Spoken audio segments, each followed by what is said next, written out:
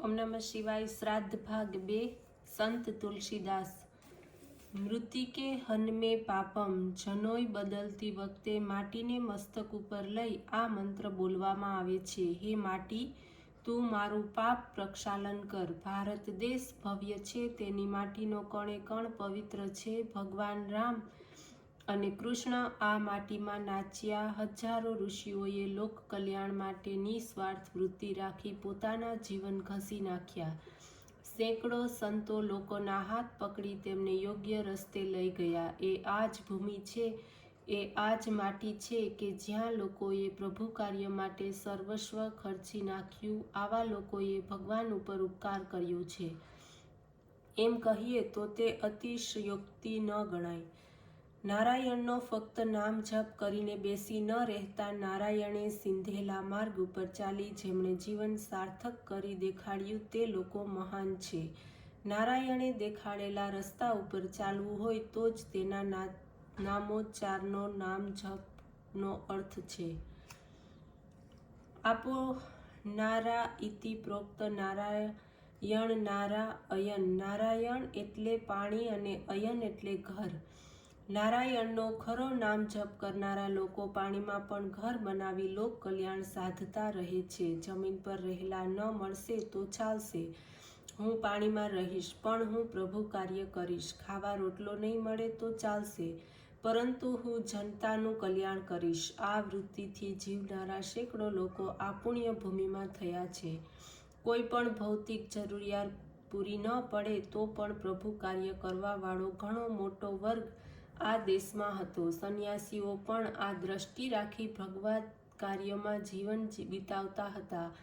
સાચો સંન્યાસી એ કે જે પોતાનું સમગ્ર જીવન પ્રભુ કાર્ય માટે અર્પે. તેથી તો સંન્યાસીના મુખમાંથી નીકળેલા નારાયણ એ મંત્રોચ્ચારનો અર્થ હતો.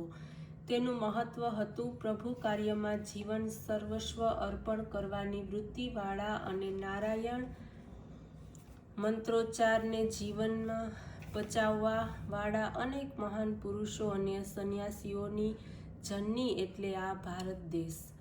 એ અનેક મહાન પુરુષોમાં એક અતિ મધુર ચરિત્ર છે. એ ચરિત્ર એટલે વાલ્મીકી તરીકે નામ ખ્યાત થયેલા સંત તુલસીદાસ.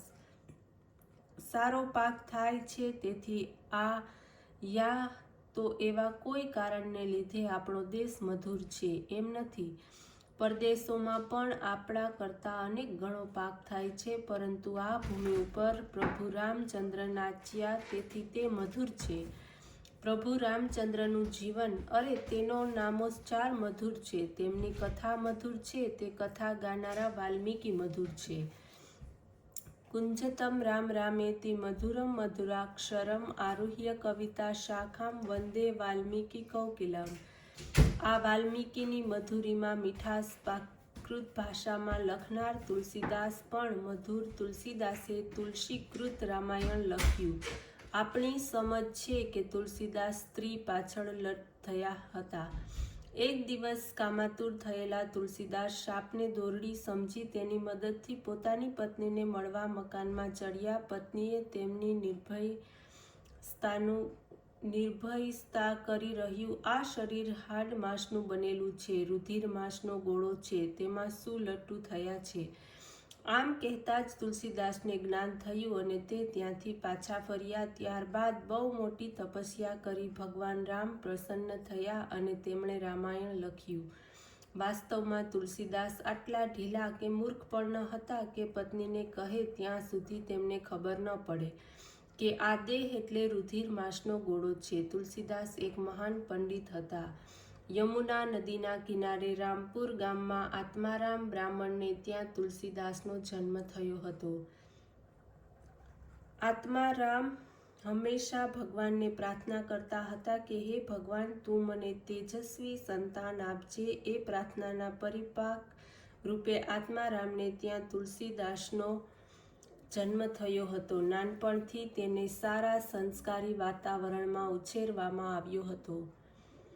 પિતાએ તેના ઉપર તેજસ્વી સંસ્કાર પાડ્યા હતા. માતૃવાન, પિતૃવાન, આચાર્યવાન વદ એવા દિવ્ય સંસ્કારો વચ્ચે તેનું સાંગોપાન થયું. શાસ્ત્રીય પદ્ધતિથી તેને ઉછેરવામાં આવ્યો હતો. ઓમ નમઃ શિવાય.